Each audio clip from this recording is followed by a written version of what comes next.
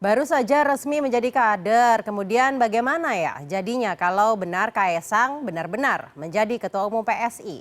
Lalu benarkah ini juga menjadi tanda cengkraman Jokowi, bapak dari Kaesang ini semakin melebar? Apakah juga memperkuat sinyal hubungan yang tidak harmonis antara Jokowi dengan PDIP? Tentunya masih banyak berbagai pertanyaan turunan lainnya yang mengemuka dan akan kita bedah bersama-sama berbagai pertanyaan ini dengan Direktur Eksekutif Carta Politika Yunarto Wijaya. Selamat malam Mas Soto. Selamat malam. Mas Soto udah resmi nih menjadi anggota Ya, PSI kemarin. Terus kartu anggotanya diantarnya ke rumah orang tuanya di Solo. Dan isunya besok dilantik menjadi Ketua Umum PSI. Apa ini sebenarnya Mas? Maknanya apa ini yang terbaca? ya, pertama kalau hanya menjadi kader atau anggota dari sebuah partai dan itu memang partainya juga di luar PDI Perjuangan, partai tempat ayahnya bernaung atau kakaknya bernaung atau kakak iparnya bernaung, sebetulnya tidak ada yang dilanggar dan biasa-biasa saja ya. Artinya hak dari siapapun untuk masuk dalam politik. Yang kedua juga kita tahu aturan dari PDI Perjuangan bahwa tidak boleh keluarga inti berbeda partai itu dalam konteks satu kakak. Misalnya Ibu Iriana dengan Pak Jokowi, Ibu Iriana misalnya masuk ke PSI atau Gerindra misalnya. Nah itu tidak diperbolehkan di PDI Perjuangan. Ini sudah dijelaskan oleh Mas Jarod kalau saya tidak salah mengatakan ini tidak masalah. Tetapi tadi seperti disebutkan oleh Sahya bahwa ada hal yang menurut saya mengganggu prinsip-prinsip berdemokrasi minimal dalam konteks kode etik. Dalam hal-hal teknis yang diperlihatkan dalam misalnya pemberian kartu tanda anggota, ya kok langsung ada privilege diberikan langsung di rumah di Solo, bahkan di rumah ayahnya dari Kaesang. Padahal ini kan adalah Partai Progresif Anak Muda ya, PSI, yang harusnya paling bisa menunjukkan egalitarianisme. Yang kedua, kalau betul kita masih bicara kalau ya, memang langsung Kaesang beberapa hari setelah kemudian menjadi kader langsung menjadi ketua umum. Lalu apa makna dari kaderisasi dan rekrutmen dari partai politik yang selama ini itu seringkali dikritik oleh anak-anak muda terhadap partai-partai. Masuknya PSI sebagai partai yang dianggap mewadahi dan mengklaim dirinya sebagai partai anak muda harusnya kan bisa menerobos ini. Tapi ternyata PSI kalau betul ya terjadi seperti itu, berarti melakukan sebuah apa ya tindakan yang lebih kolot dibandingkan dengan partai-partai lain, dan ini berpotensi merusak harapan dari teman-teman anak-anak muda yang kemudian berharap sebetulnya ketika anak muda masuk berpolitik lalu terbentuk menjadi sebuah sistem dalam nama partai, itu kemudian bisa melakukan dobrakan terhadap kritik-kritik dari fungsi partai yang tidak berjalan selama ini. Nah, catatan paling kritis menurut saya adalah ke Pak Jokowi sendiri.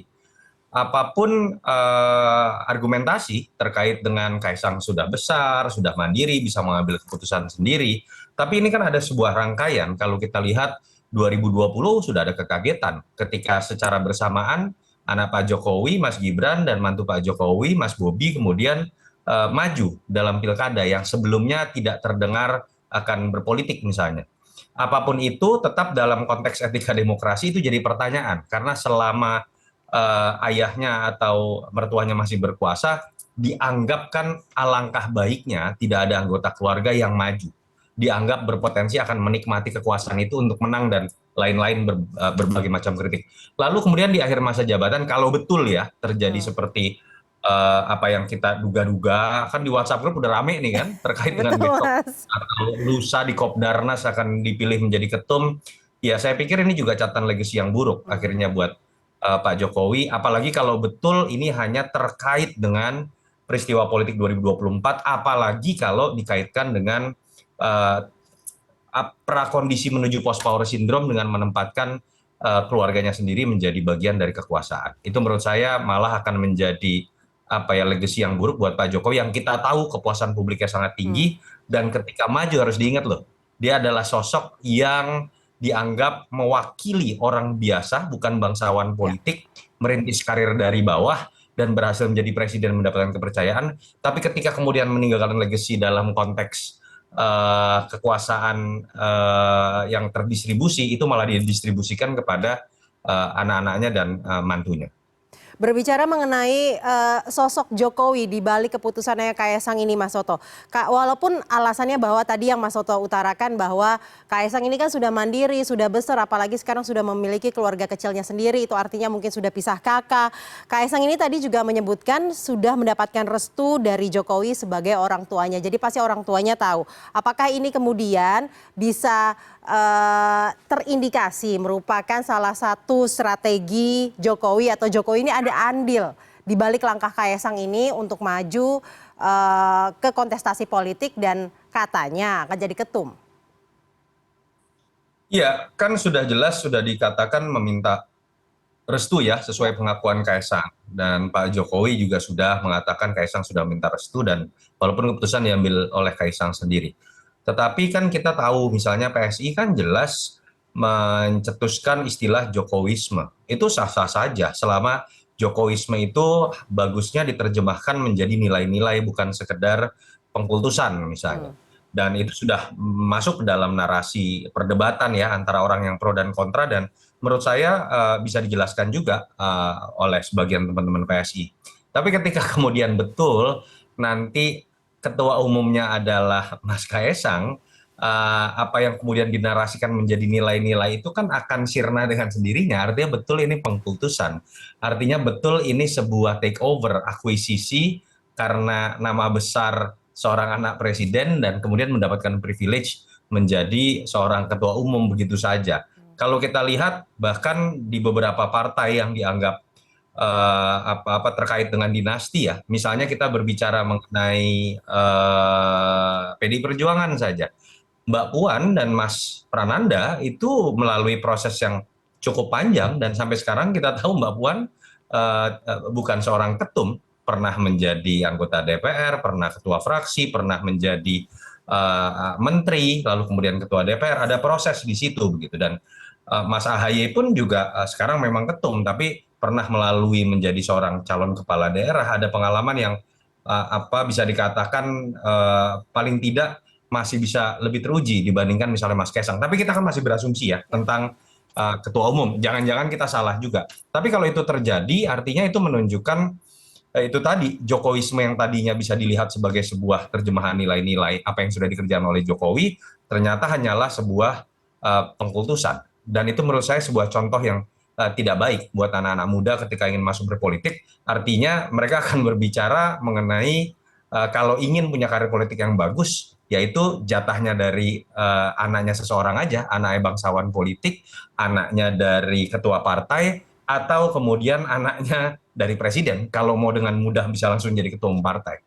Begitu eratnya nama Kaisang dengan Jokowi, apakah ini juga artinya indikasi bahwa ini merupakan arah politiknya Jokowi, mendukung siapa misalkan?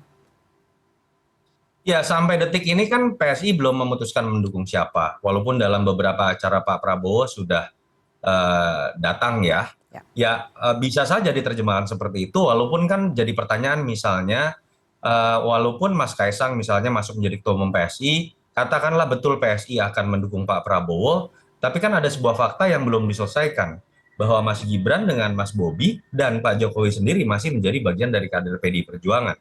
Jangan-jangan lebih tepat dalam konteks ini kita melihat bahwa ini cara Pak Jokowi bermain dua kaki, menempatkan kakinya di PDI Perjuangan karena memang sebuah fakta historis. Beliau, Mas Gibran, Mas Bobi adalah kader PDI Perjuangan. Di sisi lain kemudian menempatkan anaknya di koalisi yang lain yang kita tahu kedua-duanya memang sudah di-endorse oleh Pak Jokowi untuk maju dalam Pilpres, dan kedua-duanya memang mengklaim akan melanjutkan pekerjaan Pak Jokowi ya. Jadi saya masih melihat sampai detik ini lebih mengarah kepada sebuah permainan politik dua kaki, sambil mungkin melihat siapa yang peluangnya lebih besar untuk menang, ditambah juga mungkin masih coba melihat siapa yang kualitasnya memang lebih mumpuni untuk meneruskan pekerjaannya beliau. Tapi kalau selama belum ada proses penyelesaian posisi Mas Gibran, Mas Bobi, dan Pak Jokowi sendiri dari PDI Perjuangan, menurut saya masuknya Mas Kaisang ini malah lebih kita bisa lihat sebagai upaya memasang kaki di koalisi yang lain tadi. Upaya memasang dua kaki, apakah ini juga bisa menjadi indikasi bahwa benar hubungan tidak harmonis antar Jokowi dan juga PDIP ini belum selesai-selesai, Mas? Iya, hubungan tidak harmonis ini kan sudah menjadi gosip dari 2014 bahkan lah ya, baru jadi presiden pun.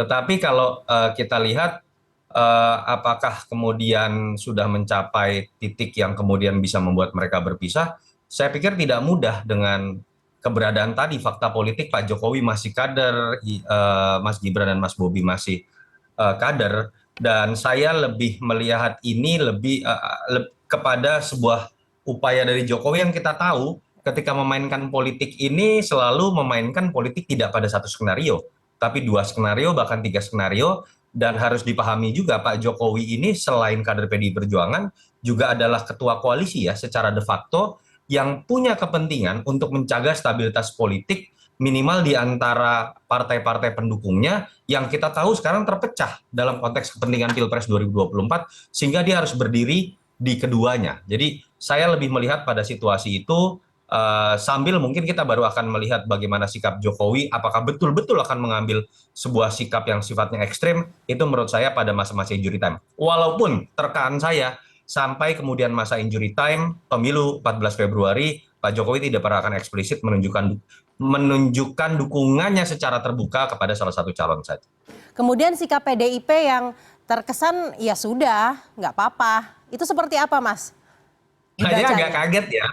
PDI Perjuangan kali ini agak santai gitu. Kalau kita lihat hampir nggak ada respon, malah beberapa tadi saya lihat statement-statementnya mengucapkan selamat gitu dan mengatakan tidak ada masalah. Ini bisa dimaknai dua. Yang pertama bahwa memang mereka menganggap ini sebagai sebuah peristiwa politik saja, berbeda dengan anggapan orang sebelumnya biasanya akan ada kemarahan dari PDI Perjuangan. Yang kedua, bisa juga dimaknai ini kemarahan yang memuncak, sehingga sudah sampai tahapan tidak lagi mengeluarkan statement keras, tetapi fokus pada berjuang untuk menang tanpa kemudian bergantung lagi pada Joko Widodo. Itu menurut saya yang menjadi misteri dan mungkin baru bisa kita lihat dalam proses perjalanan ke depan. Banyak misteri yang menarik untuk terus kita cermati ya, Mas, ke depan ini hingga Februari 2024 mendatang. Tapi terakhir Ya, saya sedikit aja, saya pikir ini jangan dilihat sebagai sebuah konflik atau pilihan antara partainya Pak Jokowi, ya. PDI Perjuangan dengan Pak Jokowi, atau dalam konteks pilihan politik Pak Jokowi. Kita harus melihat juga secara lebih jauh dalam konteks prinsip berdemokrasi, apa yang dilakukan oleh Kaisang, apakah pantas atau tidak dalam konteks memberikan sebuah pembelajaran politik buat anak-anak muda dalam politik ke depan. Highlightnya adalah etika demokrasi ini yang harus Ya, kita jaga bersama-sama ya, Mas Toto. Terima kasih Direktur Eksekutif Carta Politika Yunarto Wijaya telah bergabung bersama kami malam hari ini di kanal Pemilu Terpercaya. terima kasih.